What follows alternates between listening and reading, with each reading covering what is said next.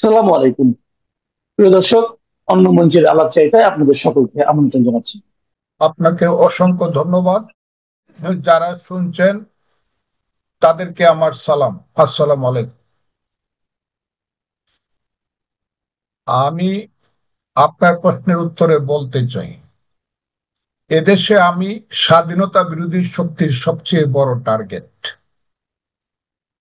এবং এটা আমি সবাইকে বলছি, টেলিভিশনে বলেছি, টক শোতে বলেছি, ইউটিউবে বলেছি, লেখায় বলেছি, সাক্ষাৎকারে বলেছি যে স্বাধীনতা বিরোধী শক্তি আমাকে টার্গেট করেছে প্রধানত, এবং সেই স্বাধীনতা বিরোধী শক্তির মূল শক্তির নাম হলো জামাত শিবির।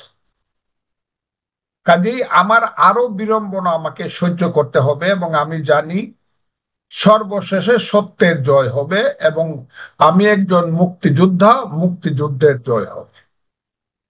এই যে কোর্ট সম্পর্কে যে কথাটা আমি বলেছি, এটা শুধু 23শে নভেম্বর বলি নাই। আমি এই কথাটা প্রথম যেদিন কোর্ট কনস্টিটিউট হয়েছে সেদিন থেকেই বলেছি যে এই কোর্ট যেটা সৃষ্টি হয়েছিল যুদ্ধাপরাধী গোলাম আজম, নিজামী, মুজাহিদ সাহেবদের বিচার করার জন্য। যুদ্ধ অপরাধী, কোন যুদ্ধ অপরাধী? 16ই ডিসেম্বরে 1971 সন, যেদিন পাকিস্তান হানাদার বাহিনীর প্রধান সেনাপতি আব্দুল্লাহ খান, জেনারেল আব্দুল্লাহ খান নিয়াজি, তার 93,000 সৈন্য সহ রেসকোর্স ময়দানে মিত্র বাহিনী এবং মুক্তি বাহিনীর যৌথ কমান্ডের কাছে, জগজিৎ সিং অরোরার কাছে, লেফটেন্যান্ট জেনারেল জগজিৎ সিং অরোরার কাছে পায়ে রিভলভারটা রেখে, এবং যুদ্ধ অপরাধী হিসাবে যে কাগজটা তৈরি হয়েছিল সেই কাগজটা মধ্যে দস্তখত করেছিল, সেই কাগজে লেখা ছিল পাকিস্তানি হানাদার বাহিনী যুদ্ধ অপরাধী, তাদের বিচার হবে। সাথে সাথে বিচার হবে পূর্ব পাকিস্তানের মুসলিম লীগ, জামাতে ইসলাম, নেজামে ইসলাম এবং তাদের বাহিনী আল বদর, রাজাকার, আল শামস। সেই চুক্তির বলে 1973 সনে একটা অর্ডিন্যান্স বঙ্গবন্ধু সরকারের আমলে যুদ্ধ অপরাধীদের বিচারের জন্য আজকের যে কোর্ট, এবং সেই যুদ্ধ অপরাধের বিচারের ট্রাইব্যুনালে তখন প্রসিকিউটর ছিল এস.আর. পাল, যাকে বলা হতো বিখ্যাত সবিতা রঞ্জন পাল, পাকিস্তান, ভারত এবং বাংলাদেশের সর্বশ্রেষ্ঠ আইনজীবীদের একজন। আর ছিলেন তার অ্যাসিস্ট্যান্ট ফকির শাহাবুদ্দিন এবং খন্দকার মাহবুব হোসেন।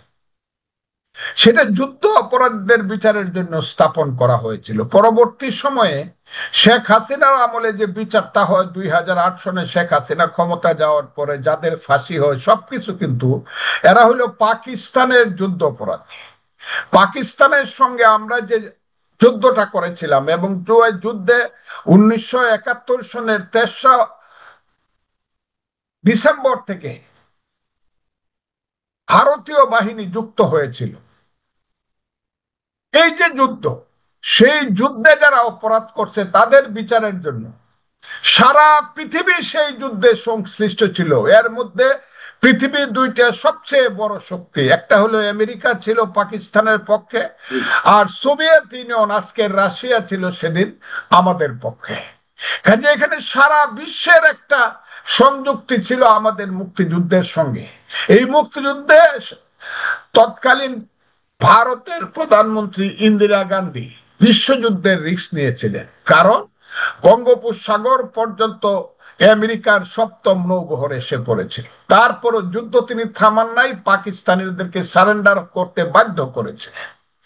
ওই যে কোর্ট, এই কোর্টের সঙ্গে শেখ হাসিনার যে অপরাধ আর পাকিস্তানিদের যুদ্ধ অপরাধের অপরাধ তো এক অপরাধ না, এটাকে একসাথে মিলাইলে চলবে না। তো পাকিস্তানের যুদ্ধ অপরাধের বিচারটা হলে যে কারণে বলা হয় আন্তর্জাতিক অপরাধ দমন ট্রাইব্যুনাল।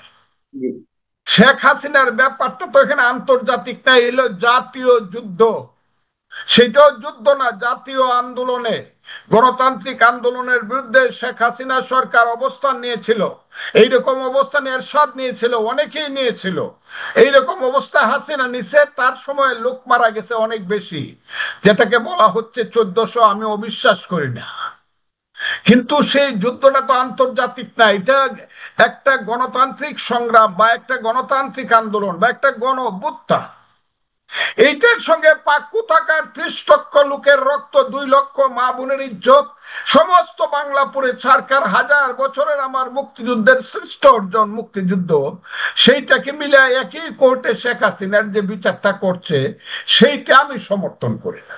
এই যে কোর্টটা কনস্টিটিউট হয়েছে, গঠন করা হয়েছে, আমি বলছি এই কোর্টটা আন্তর্জাতিক যুদ্ধ অপরাধী কোর্টের মতো এইখানে গঠন না করলেও চলতো। আর একটা ট্রাইব্যুনাল গঠন করা হোক, এবং কঠিন এগুলো আমি বলছি তো, খালি আমার কথা ভেঙে ভেঙে বললে তো হবে না। জি, আমি তো সেদিন হাজির হব। আমার আমার যদি কথা আমার কন্টেম্প করতে, আমার টোটাল 1 ঘন্টা 10 মিনিটের টোটাল আমার বক্তব্যটা শুনতে হবে। আমার 1 লাইন 2 লাইন শুনে তো বললে হবে না। আমি খুব ক্লিয়ার বলছি, বিচারের ব্যাপারে আমার কথা নাই, বিচারের ব্যাপারে আমার কোনো প্রশ্ন নাই, কিন্তু এবং যারা বিচার করতেছে তাদের ব্যাপারে আমার কোনো প্রশ্ন নেই। প্রশ্ন শুধু কোর্টটার ব্যাপারে, যে কোর্টটা কনস্টিটিউট হয়েছে। কারণ এই কোর্টটা এমন ভাবে তৈরি করা হয়েছে, যখনই সরকার, এই সরকার তো আর 3 মাস থাকবে যদি গণতন্ত্র আসে। আমি তো বলতেছি এই সরকারকে কেউ রাইফেল দিয়ে উড়াই দেবে। ইউনূস সরকার তো 3 মাস থাকবে। যদি ইলেকশনের মাধ্যমে একটা সরকার আসে, তখন তো কোর্টের চিত্রটা ভিন্ন হবে। রিট কোর্ট গুলা তখন অনেক বেশি স্বাধীন হবে। আর সেই রিট কোর্টে আমি কথাগুলা বলছি তো, কেউ যদি প্রশ্ন করে বা প্রশ্ন উত্থাপন করে যে 71-এর যুদ্ধ অপরাধী ট্রাইব্যুনালের মতো করে, বা ট্রাইব্যুনালে এই ট্রাইব্যুনাল করাটা, এই বিচার করা ঠিক হয় নাই, আর রিট কোর্ট যদি বলে ইয়েস এই কোর্টটা কনস্টিটিউট এভাবে করা ঠিক হয় নাই, এবং এপিলেট ডিভিশন যদি এন্ডোর্স করে, তাইলে যে কোর্টই গঠন করা ঠিক হয় না, এটা রায়টা কতটুকু ঠিক থাকবে। এবং আমি এটাও বলছি যে শেখ হাসিনার বিচার কঠিন ভাবে করা হোক, যাতে উপরে গিয়া টিকে। কারণ ওই যে আজহার সাবরে যে বিচার করছিল জামাতের, উনারে কিন্তু ট্রাইব্যুনাল ফাঁসি দিয়েছিল, হাইকোর্ট সুপ্রিম কোর্ট বহাল রাখছিল, অ্যাপিলেট ডিভিশন রিভিউ করে কিন্তু উনি ছাড়া পাইছে সরকার পরিবর্তন হওয়ার কারণে।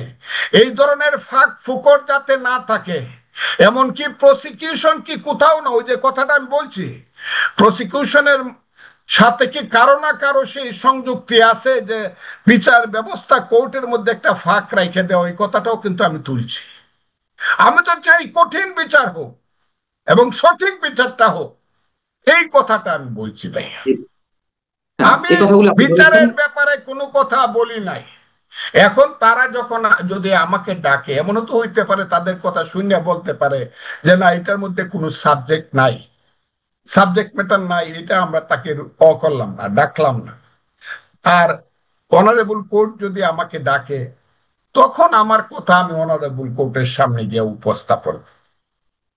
আমি তো কোর্টের, আমি তো 48 বছর যাবৎ কোর্টে প্র্যাকটিস করে ভাত খাই, কাজে আমি তো আইনের মানুষ। আমি বলছি, আমি বিএনপির নেতা হিসাবে, রাজনীতিবিদ হিসাবে কথা বলছি না, আমি একজন মুক্তি, ওইখানেই বলছি আমি একজন মুক্তিযোদ্ধা হিসাবে, আইনজীবী হিসাবে কথা বলছি। এই ট্রাইব্যুনালটাই আমার কাছে রং মনে হইতাছে, রংলি কনস্টিটিউটেড। আপনি আমার কথা এটা আমি বলতে পারবো না, তাইলে তারা জাতিসংঘের মহাসচিব আইনে দাঁড় করা, মানবাধিকার যে 6টা সংস্থাকে আইনে দাঁড় করা, ওই যে ইউরোপের সমস্ত রাষ্ট্রগুলো বলছে এই বিচারটা সঠিক হয় না, এর মধ্যে ফাঁক, তাদেরকে আইনে দাঁড় করা। আমার মতো একজন নরম মানুষ পায়া, অসহায় মানুষ পায়া আমাকে, আমার উপরে কেন বিচার চলছে? তাহলে সারা পৃথিবী বলতেছে বিচারটা এটা বোধহয় ঠিক হয় নাই। জাতিসংঘ থেকে দৈরে মানবাধিকার সবাই বলতেছে, আমি কি একা বলতেছি নাকি?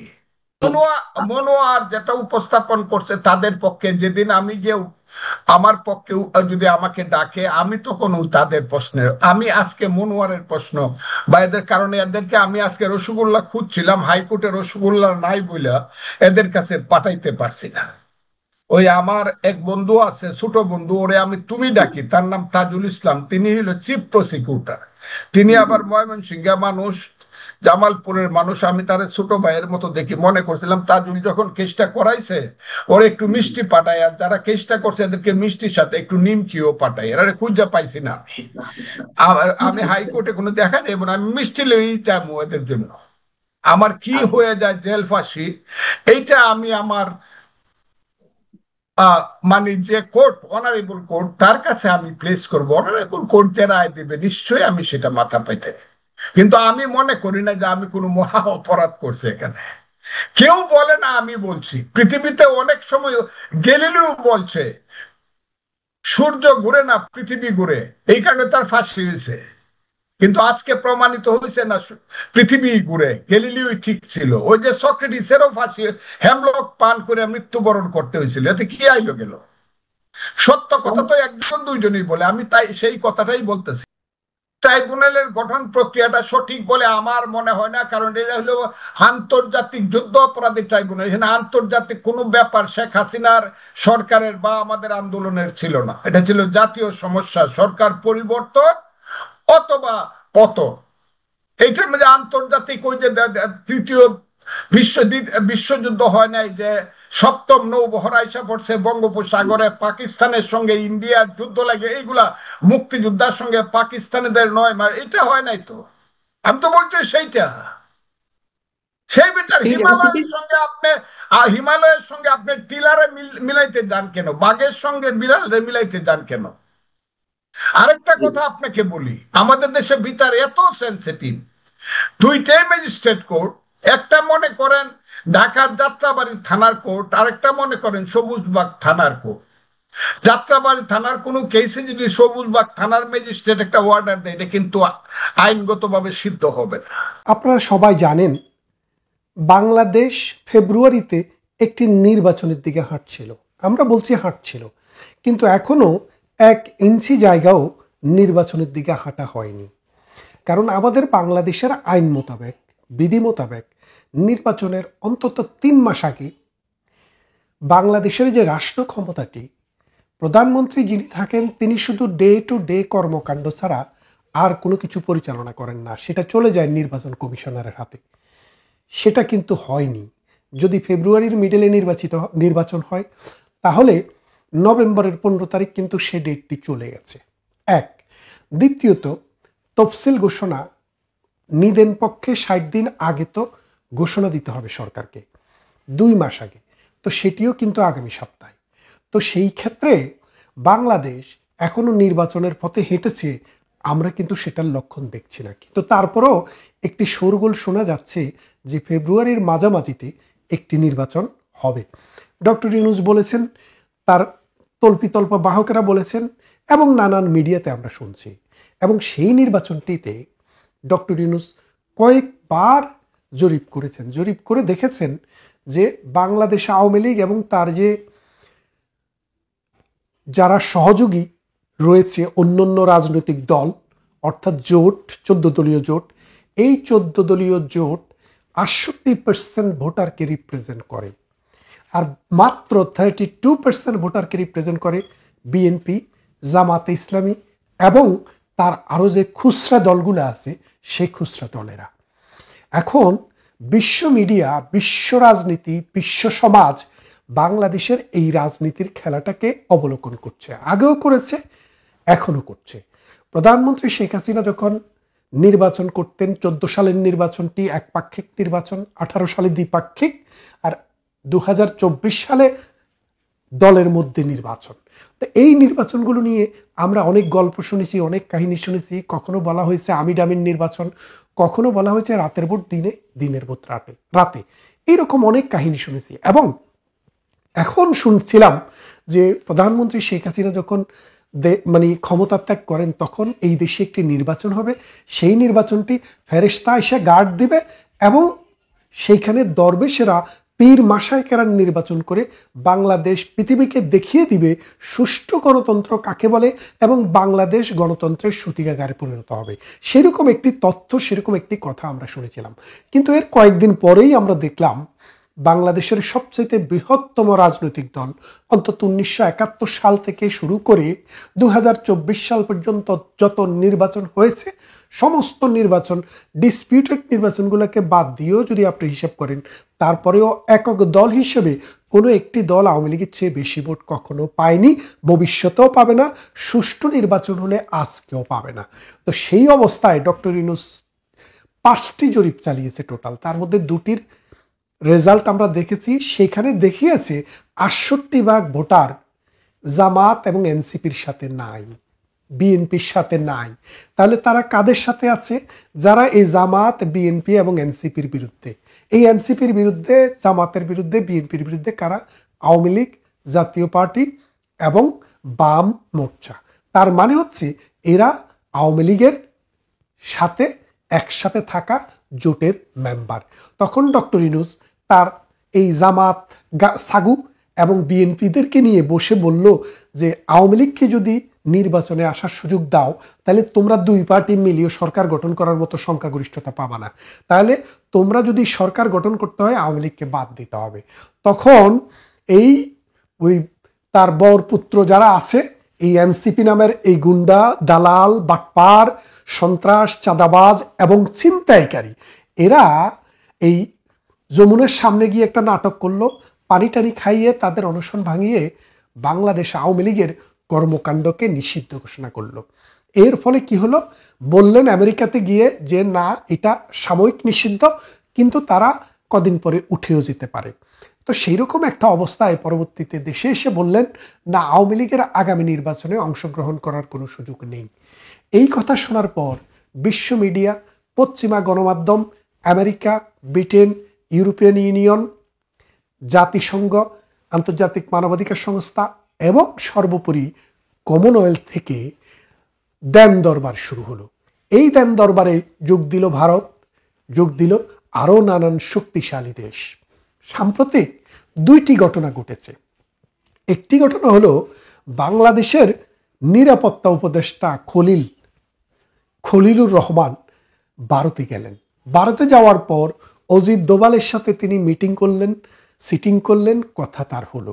সেখানে আমরা যেটা জানতে পেরেছি, অজিত দোভাল এবং ভারতের পক্ষ থেকে এই সরকারকে ক্লিয়ার মেসেজ দেওয়া হয়েছে, যদি আওয়ামী লীগ এবং তার 14 দলীয় জোটের শরিকদেরকে নির্বাচনে অংশগ্রহণ করার সুযোগ না দেওয়া হয়, তাহলে বাংলাদেশে ওই নির্বাচনের মাধ্যমে যদি কোনো সরকার গঠিত হয়, বাংলাদেশের সেই সরকারের সাথে ভারত কোনো রকমের স্বীকৃতি দেবে না। অর্থাৎ কোনো রকমের চুক্তি, কোনো রকমের বাণিজ্য, বিনিয়োগ কোনো কিছুই ভারত করবে না। অর্থাৎ বাংলাদেশ একটি স্বাধীন রাষ্ট্র, বাংলাদেশ যা ইচ্ছা তা করবে, কিন্তু ভারত সেটাতে রিকগনিশন দেবে না। ওই সরকারের সাথে ভারত কাজ করবে না।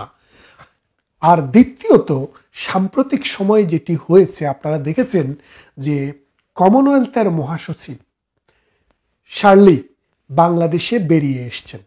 ডক্টর ইউনূস, জাতীয় পার্টি, বিএনপি এবং বহু দলের সাথে তিনি মিটিং করেছেন। তিনি মিটিং করে এক কথায় জানিয়ে দিয়ে এসছেন যে কমনওয়েলথ, ব্রিটেনের সাবেক কলোনিগুলোর যে জোট, এই জোটের মহাসচিব তিনি বলে এসছেন, যদি বাংলাদেশে আওয়ামী লীগ এবং তার 14 দলীয় জোট সঙ্গীদেরকে নির্বাচনে আসার সুযোগ দেওয়া না হয়, সেই রকম কোনো নির্বাচন কমনওয়েলথের সদস্যভুক্ত রাষ্ট্রসমূহ অ্যাকসেপ্ট করবে না। তার মানেটা কি দাঁড়ালে? এই কমনওয়েলথ আমাদের কিন্তু দীর্ঘদিনের বন্ধু। 1947 সালে ভারত, পাকিস্তান এবং 71 সালে বাংলাদেশ ভাগ হয়ে 3টি দেশ হলেও আমরা কিন্তু আমাদের পূর্বতন যে কলোনিয়াল যে দেশ ছিল ব্রিটেন, তাদের সাথে কিন্তু অ্যালাইনমেন্ট করে আমরা এই কমনওয়েলথ প্ল্যাটফর্মটিতে আছি। সেই কমনওয়েলথ থেকে জানিয়ে দেওয়া হলো যে আওয়ামী লীগ যদি নির্বাচনে না আসে বা আসতে দেওয়া না হয়, তাহলে সেই নির্বাচনকে তারা গ্রহণযোগ্য নির্বাচন হিসেবে মনে করে না এবং এই সরকারকে তারা স্বীকৃতিও দেবে না। তাহলে এখন ডক্টর ইউনূসের জন্য অপশন কি? ডক্টর ইউনূসের জন্য অপশন হচ্ছে আমির একটি নির্বাচন করে জামাতকে বিরোধী দল আর বিএনপিকে সরকারি দল, অথবা জামাতকে সরকারি দল, বিএনপিকে বিরোধী দল, এইরকম একটা নির্বাচন করে দেওয়া, করে নিজের কবরটা খনন করা। আর তা না হলে যদি চান যে ডক্টর ইউনূসের লেভেলের একটি নির্বাচন করতে চান, তাহলে সকল দলের অংশগ্রহণে একটি নির্বাচন করতে হবে। আপনাদেরকে কথাটা বলে রাখি, আওয়ামী লীগের সময়ে বিএনপি জামাতের কিন্তু নির্বাচন করার জন্য আওয়ামী লীগ কখনো নিষেধ করেনি, বলেছে নির্বাচন করতে হবে শেখ হাসিনার অধীনে, কিন্তু নির্বাচনে অংশগ্রহণ করা তাদের জন্য নিষিদ্ধ ছিল না। এখন আওয়ামী লীগের জন্য কার অধীনে নির্বাচন হবে, ডক্টর ইউনূসের অধীনে হবে নাকি তত্ত্বাবধায়ক সরকারের অধীনে হবে, সেটা বড় প্রশ্ন নয়। প্রথম প্রশ্নটা হচ্ছে আওয়ামী লীগ নির্বাচনে অংশগ্রহণ করতে পারবে কিনা। সেখানে এমবার্গো দিয়ে রাখা হয়েছে, পারবে না। তাহলে আপনি বোঝেন ওই সিচুয়েশন আর এই সিচুয়েশন, আপনি যে ফেসিবাদ বলে বলে মুখে পানা তুলে ফেলছেন, আসলে ফেসিবাদটা কি? এই ফেসিবাদের জন্ম 2024 সালের 5 আগস্ট। এই ফেসিজম ডক্টর ইউনূস ফ্রান্সের একটি ল্যাবরেটরিতে যখন হসপিটালে ছিলেন, সেখান থেকে ইনফেক্টেড হয়ে বাংলাদেশটাকে ফেসিবাদে ভরিয়ে দিয়েছে। এই জামাত একটি ফেসিবাদী দল। এই জামাতের সাথে আমাদের দেশে যে মোল্লাতন্ত্রের যেসব দল আছে, প্রায় অলমোস্ট এভরি সিঙ্গেল মৌলবী দল, তারাও কিন্তু ফেসিজমের শিকার, ফেসিজমের দল। তো এইসব দল দিয়ে যদি ডক্টর ইউনূস একটি কোনো রকমের নির্বাচন করে যায়, সেই নির্বাচন এই দেশে সাস্টেইন করবে না এবং অচিরেই বাংলাদেশে আবার দানা বাঁধবে বিদ্রোহ। তো এখন এই অবস্থায় ভারত যেখানে ক্লিয়ারলি জানিয়ে দিয়েছে যে এই সরকারকে গ্রহণ করবে না, তাহলে আপনার ভবিষ্যতে এই যে আগামী বছরের সেপ্টেম্বর মাসে যে গঙ্গার পানি চুক্তিটি শেষ হয়ে যাচ্ছে, সেই চুক্তিটি যদি নবায়ন করতে হয়, বাংলাদেশে একটি বৈধ সরকার থাকতে হবে। আর সেই বৈধ সরকারটি না থাকলে ভারত কিন্তু কোনো কনসিডারে করবে না। তো তাহলে বুঝুন বাংলাদেশ সামনের দিনগুলোতে কিসের জন্য অপেক্ষা করছে। অন্যদিকে কমনওয়েলথ কিন্তু জয় সহ আওয়ামী লীগের অনেক নেতার সাথেও কিন্তু মিটিং করেছেন। সেই মিটিংয়ে আওয়ামী লীগের মনোভাব তারা জানার চেষ্টা করেছেন এবং তারা একটা মনোভাব তাকে জানিয়েছেন। এখন বর্তমানে বাংলাদেশে যে অবস্থা চলছে, এই অবস্থায়, এই সামাজিক প্রেক্ষাপটে, এই নিরাপত্তা ব্যবস্থায় বাংলাদেশে আসলে কোনো নির্বাচন হওয়া সম্ভব না। কারণ একটা সাধারণ মানুষের আপনি নিরাপত্তা দিতে পাচ্ছেন না। 300টি আসনে একসাথে নির্বাচন হবে, আপনার পুলিশ নাই, বিডিআর নাই, আনসার নাই, কিচ্ছু নাই, ডাল নাই, তলোয়ার নাই, নিধিরাম সর্দার। আপনি সে নির্বাচন করবেন কি দিয়ে? পারবেন না। সুতরাং বর্তমান সময়ে নির্বাচন করার মতো কোনো অবস্থা ডক্টর ইউনূস সরকারের নেই, সেই ক্যাপাসিটি নেই। যদি নির্বাচন করতে হয়, আওয়ামী লীগ থাকবে কি থাকবে না, এটা একটা যেমন প্রশ্ন, আর ডক্টর ইউনূস নির্বাচন করতে পারবে কি পারবে না, সেটি আরেকটি প্রশ্ন। নির্বাচন ডক্টর ইউনূস এবং আসিফ নজরুল গংদের পক্ষে করা সম্ভব না। আপনারা সাতকানিয়ায় দেখেছেন যে জামায়াতের যে এমপি সাবেক, তিনি কি বলেছেন? বলেছেন যে নেতারা, মানে মাঠ পর্যায়ের যে প্রশাসন আছে, তারা জামায়াতের কথা শুনতে হবে। তাহলে জামায়াতের কথাই যদি শুনতে হয়, তাহলে ডক্টর ইউনূস কেন থাকবেন? জামাতকে দিয়েই তো একটা সরকার করে তিনি নির্বাচন করতে পারেন। তাই বলছি যে বাংলাদেশ একটি কঠিন সিচুয়েশনে আছে।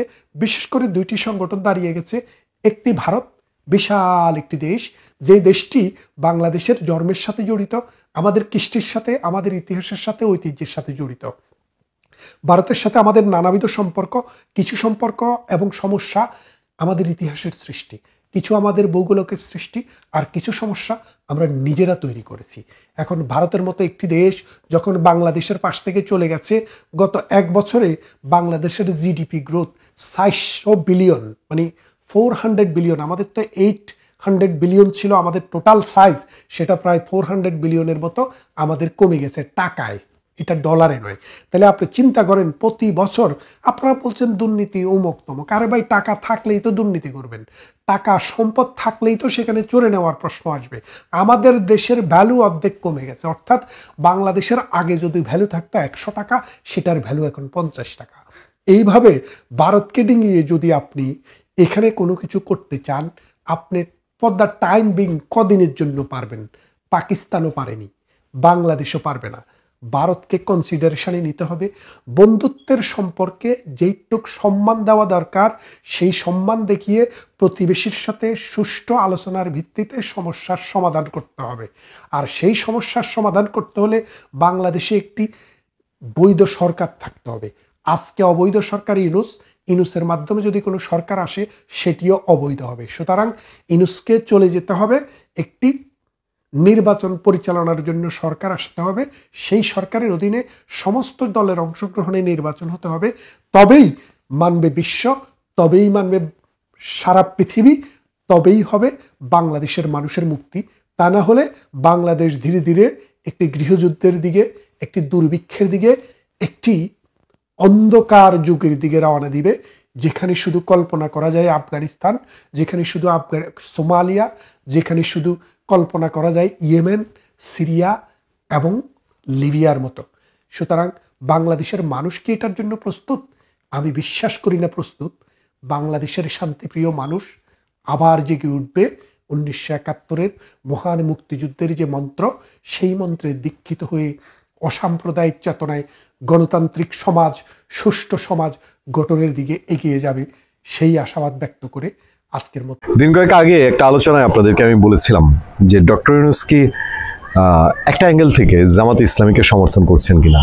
এটা বলার বহুবিধ কারণ আছে, কারণ ডক্টর ইউনূস জামাত ইসলামীকে সমর্থন না করলে জামাত ইসলামী এত দূর আগাতো না। এবং আমি অনেক সময় আপনাদেরকে বলি যে ডক্টর ইউনূস জামাতকে সমর্থন করছে এর কিছু নিদর্শন আছে। সেটা হলো যে জামাত যেই জাতীয় সিদ্ধান্ত বাস্তবায়িত হচ্ছে না, প্রত্যেকটা জাতীয় সিদ্ধান্ত জামাত যেভাবে চেয়েছে সেভাবে হয়েছে। জুলাই সনদ হতে হবে, জামাত চেয়েছে, হয়েছে। গণভোট হইতে হবে, জামাত চেয়েছে, হয়েছে। প্রাইমারি পর্যায়ে কিন্তু বিএনপি গণভোট এবং জামাতের বিপক্ষে ছিল। জাতীয় নির্বাচন যখন জামাত বলেছে রোজার আগে, তখনই আমি বলেছি জামাত যেভাবে বলেছে, আপনারা যারা আমাদের পুরনো ফলোয়ার আপনারা দেখে থাকবেন যে জামাত জাতীয় নির্বাচন ফেব্রুয়ারিতে চেয়েছে, মানে রোজার আগে চেয়েছে, মানে এটা ফেব্রুয়ারি তখন ধারণা করা হচ্ছিল, তার মানে ফেব্রুয়ারিতে হচ্ছে। আর প্রশাসনে গুরুত্ব থেকে গুরুত্বপূর্ণ কি পয়েন্ট যেগুলোকে বলে, আপনি ডিসিএসপি যেসব দেখেন সেগুলো তো আছেই, তার বাইরেও আরও যেসব গুরুত্বপূর্ণ আমলাতান্ত্রিক জায়গাগুলো, সেই জায়গাগুলোতে জামাতের লোকজন বসতে পারছে।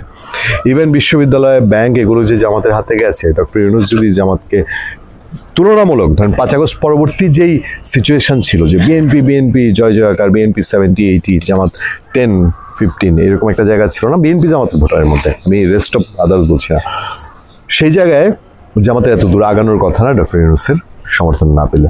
আমার আজকে আলোচনার সূত্রপাত একটা কারণ হচ্ছে প্রথম আলো পত্রিকার একটা রিপোর্ট। প্রথম আলো এই রিপোর্টটায় সে খুব বোঝানোর চেষ্টা করছে যে দেশের ভোটাররা যারা আছে এরা শুধুমাত্রই 10% বাদ দিয়ে বাকি সব ভোটার তারা হচ্ছে আপনার বিএনপি এবং জামাতের মধ্যে ভাগ হয়ে গেছে। এই জায়গাটাই আমার আজকে আলোচনার টপিক। প্রথম আলো পত্রিকাটা বোঝানোর চেষ্টা করছে বিএনপি ও জামাতের পার্থক্য কম, অনিশ্চিত ভোটার বেশি। এটা ডেভিড বার্ডম্যানের বিশ্লেষণ। ডেভিড বার্ডম্যান কে? ডেভিড বার্ডম্যান বাংলাদেশের একটা খুবই আলোচিত মুখ এবং তিনি শেখ হাসিনা বিরোধী প্ল্যাটফর্মটাকে খুব শক্তিশালী যেভাবে ব্যবহার করেন এবং তিনি ডক্টর ইউনূসের খুব কাছের এবং প্রিয় মানুষ, এটা যারা খোঁজ রাখেন তারা জানেন। ডেভিড বার্ডম্যান হঠাৎ করে এই বিশ্লেষণ সামনে এনেছে এবং প্রথম আলো বড় করে এটা ছেপেছে। এটার মধ্যে ভেতরে ইন্টারনাল কোনো রাজনীতি আছে। সেখানে প্রথম এই জরিপ কিভাবে হয়েছে, প্রায় 2,500 মানুষের উপরে জরিপ হয়েছে, জরিপে কী ধরনের ভুল থাকতে পারে, এরর থাকতে পারে, সেগুলো তুলে ধরে বলা হচ্ছে যে জামাত এবং বিএনপির ভোটের ডিফারেন্স এখন 3%, যেটা প্রথম আলো বলছে যে এটা মানে এই 3% আসলে খুব একটা মানে উল্লেখযোগ্য কোনো পার্থক্য না, তাদের ভোট এখন সমান সমান, জামাত এবং বিএনপির সমান সমান। মানে প্রথম আলো, ডক্টর ইউনূস, মাহফুজ আলম, তারা তো একই লাইনে চলেন, তাই না? তো তারা এটা বোঝানোর চেষ্টা করছেন যে জামাত বিএনপিকে অলরেডি ধরে ফেলেছে। ফিল্ডের প্র্যাকটিক্যাল অবস্থা কি আপনারা সবাই ভালো জানেন। তবে সে একটা ইন্টারেস্টিং জায়গায় গিয়েছে, তার পয়েন্টগুলোর মধ্যে, বিভিন্ন পয়েন্টের মধ্যে আওয়ামী লীগ নিয়ে পয়েন্টটাকে সে ব্যাখ্যা করতে গিয়ে অনেকটা গোজামিল পাখি ফেলার মতো অবস্থা। বলছে কিছু অবাক করা এবং কিছু শব্দচয়ন খেয়াল করবেন, কিছু অবাক করার মতো বিষয় হলেও জরিপে অংশ নেওয়া তরুণদের 10% বলেছেন তারা আওয়ামী লীগকে ভোট দিতে চান। এইটাই প্রথম আলোর বিরাট মাথা ব্যথা যে 10%ও কেন বললো আওয়ামী লীগকে ভোট দিতে চায়। আচ্ছা, বাংলাদেশে পথে ঘাটে গেলে যে আওয়ামী লীগকে ভোট দিতে চায় সে কি মুখ খুলে এখন বলবে যে আমি আওয়ামী লীগকে ভোট দিতে চাই? আচ্ছা, তারা 10% স্বীকার করে নিচ্ছে। এরপরে তার মন্তব্যটা দেখেন, এটা রিপোর্টের মধ্যেই মন্তব্য, ডেভিড বার্ডম্যানের মন্তব্য না প্রথম আলোর মন্তব্য আমি ঠিক বুঝতে পারিনি। বছর পর বছর ধরে দলের স্বৈরাচারী আচরণ এবং 2024 সালে জুলাই আগস্টে সংঘটিত সহিংস ঘটনার পরও তারা এই জরিপে তৃতীয় বৃহত্তর দল হিসেবে চিহ্নিত হয়েছে। মানে আওয়ামী লীগের নাকি এখন জামাতের চেয়েও কম জনপ্রিয়তা। আচ্ছা, জামাতের মানুষ গিয়ে জিজ্ঞেস করেন তো কেন তাহলে আওয়ামী লীগের ভয় পায়, আওয়ামী লীগ নিয়ে কেন নির্বাচন করতে চায় না? মানে প্রথম আলো যদি এই লেখালেখি এবং আরেকটা জায়গায় সে সমস্ত রিপোর্ট লিখে বলতেছে যে এই জরিপটা শেখ হাসিনা এবং আসাদুজ্জামান কামালের মামলার রায়ের আগে, মানে বোঝাতে চাচ্ছে যে রায়ের পরে হইলে আওয়ামী লীগের সম্পর্কে মানুষের ধারণা, আচ্ছা এই রায় সম্পর্কে মানুষের কিছু ধারণা হয়েছে না, মানুষের মধ্যে কোনো অ্যাকশন রিয়াকশন কিছু দেখতে পান। বর্তমান পরিস্থিতি যখন আওয়ামী লীগকে নিয়ে চারদিকে সমালোচনা, সামাজিকভাবে নিন্দা এবং তাদের কর্মকাণ্ডে যুক্ত হওয়া আইনত অপরাধ নির্ধারিত হয়েছে, তখনও এই 10% সমর্থন দেখা যাচ্ছে যে দলের মৌলিক সমর্থক গোষ্ঠী এখনো টিকে আছে, মানে 10% স্বীকার করতে বাধ্য হচ্ছে আর কি। অর্থাৎ আওয়ামী লীগের মূল সমর্থন ঘাঁটি পুরোপুরি ভেঙে যায়নি, বরং অনেকটা স্থায়ীভাবেই টিকে আছে। আচ্ছা, এইসব বলার পরে আরেকটা জায়গায় গেছে, আরেকটা জায়গায় গিয়ে সেইখানে সে আবার আওয়ামী লীগ প্রসঙ্গ টেনেছে যে এতে আওয়ামী লীগের প্রকৃত সমর্থন দাঁড়াতে পারে প্রায় 19% মতো, এটি বিএনপির 20% বা জামাতের 17% সমর্থনের কাছাকাছি, বা কিছু ক্ষেত্রে সমান বা বেশি হতে পারে। ব্যাখ্যাটা কি দেখেন, আরও 18% তরুণ তাদের পছন্দ জানাতে অস্বীকৃতি করেছে, তাদের ওই 2500 মানুষের মধ্যে। এই গ্রুপের মধ্যে এমন বহু নীরব আওয়ামী লীগ সমর্থক থাকতে পারে যারা প্রকাশ্যে নিজেদের মত বলেন না। যদি ধরে নেওয়া হয় এই 18%-এর অর্ধেক মানে 9% ভোটার আওয়ামী লীগের সমর্থন করে, তাহলে আগের জরিপে যে 10% আওয়ামী লীগের সমর্থন দেখা গেছে তার সঙ্গে আরও 9% যোগ হতে পারে। মানে তারা বলছে যে বিএনপি 20%, আওয়ামী লীগের 19% আর জামাতের হচ্ছে 17%। এটারই কসলায় টসলায় বলছে, মানে স্বীকার করতে খুব অসুবিধা যে আওয়ামী লীগ আসলে এখনো বিএনপি আওয়ামী লীগ খুব কাছাকাছি সিচুয়েশনে আছে। আর এই ইন্টারেস্টিং ফলাফলটা নিয়েই খুব লাফালাফি প্রথমে হাইলাইট করা হয়েছে বিএনপি জামাতের কাছাকাছি, জামাত বিএনপির কাছাকাছি চলে গেছে, মানে এটা বোঝানো যে আগামী নির্বাচন, প্রথমে এইসব ডাটা হাইলাইট করা, বিএনপি জামাতের মধ্যে রাখা যে আগামী নির্বাচন জামাত বিএনপি প্রতিদ্বন্দ্বিতাপূর্ণ একটা নির্বাচন হচ্ছে, এবং সেই প্রতিদ্বন্দ্বিতাপূর্ণ নির্বাচনের মধ্যে প্রথম দ্বিতীয় হওয়া নিয়ে বিএনপি এবং জামাতের মধ্যে টানাটানি হবে। সত্যিকার অর্থে অনেস্টলি বলেন তো সারা দেশে হ্যাঁ বিএনপির উপর মানুষ বিরক্ত হয়েছে, ত্যক্ত বিরক্ত হয়েছে, কোনো অপশন নেই মানুষের হাতে। সেই জন্য জামাতকে বাংলাদেশের 200 আসনে ভোটে পাশ করিয়ে দিবে, বেসিক্যালি এরকম কোনো বাস্তবতা আছে?